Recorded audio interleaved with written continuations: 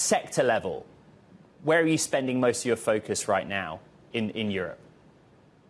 First of all, thank you so much for having me on your show this morning. It's a great pleasure to be here. Look, sector-wise, Balderton, as you said, is 22 years old, and so we are a generalist firm. We try to spend our time across the perennial sectors, if I can call them that. So fintech, the large swaths of enterprise tech, consumer, but also, have the ability to be very targeted to the sectors that are most prevalent and relevant in Europe at any given moment. Me personally, I still spend a lot of my time in fintech, given that that is the roots that I have over the course of my career, first as a partner at Goldman Sachs and now at Balderton. The firm also spends a lot of time on what one might call deep tech. So just this morning, Morgan Stanley wrote a piece where they mentioned specifically that Europe was distinguishing itself in deep tech. That is an area of continued interest for the whole firm. If we run with fintech as an example, which cities have the highest concentration of talent and entrepreneurship right now in the fintech space across Europe and the UK?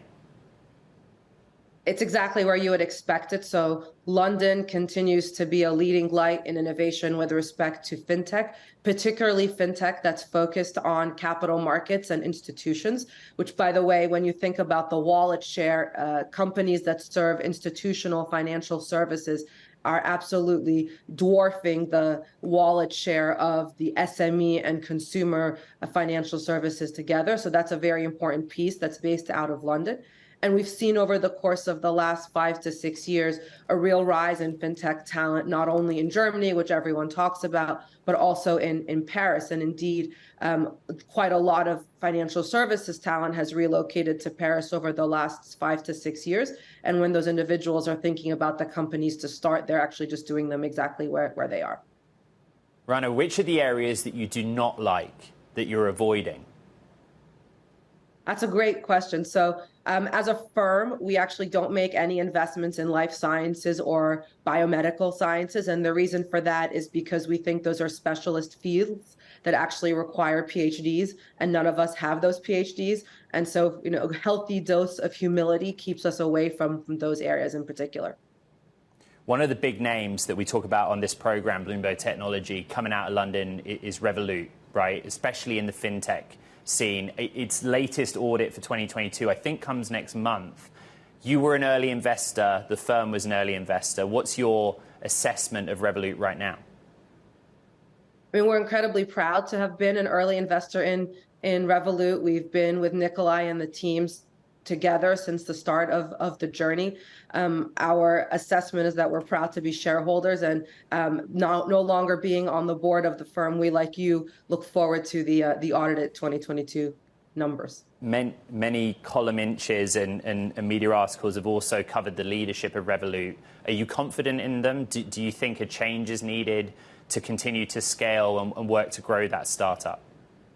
And we continue to have every faith in Nikolai, as has been well shown from the 2021 audited financials and the guidance that they provided with respect to 22 in those financials. The company has continued to grow at an amazing pace since the last round that they did. And so if the results are the proof of the pudding, then indeed our faith is very well placed. The other sort of bigger theme that we talk about here on BTech is UK and AI. The Prime Minister, other government ministers really talking up the UK as a place to do development in the field of AI. Have you had any interaction with the PM's office and any sort of understanding of what the big picture is there? Yeah, so I personally have not had that interaction, but the firm has. And in some respect, the UK government is kind of stating what is exceptionally clear to those who have been in academia in the UK for a long time. So Cambridge and Oxford are centers of excellence. Obviously, DeepMind came from there. The autonomous driving car, Wave, comes out of that center of excellence. Oxford Innovation Endeavors, I think formerly called OSI, also has had a number of companies come out of their labs that focus on deep tech and AI. And so the academic scene has been unbelievably rich, and then commercializing that research was only the natural next step. So it doesn't surprise us to the least that this has turned into a national initiative. There's a company in your portfolio that really caught my eye, Muth. the Dutch electric bike company. We've written a lot about mobility in Europe at Bloomberg Technology. What went wrong there? Look, I think we just start with like the very obvious point, which is that venture is not a zero risk business. And certainly we don't confuse ourselves into thinking that it is. Van Muth had a mission that we believed in, frankly, that was deeply needed in the world, which is that micro mobility is very important towards climate change. I think, unfortunately, they got caught in the challenges that are associated with COVID. The bicycles were not made in Europe. The supply chains were incredibly long. They had the misfortune of having bicycles on the Panamax ship that basically got stuck in the Suez Canal.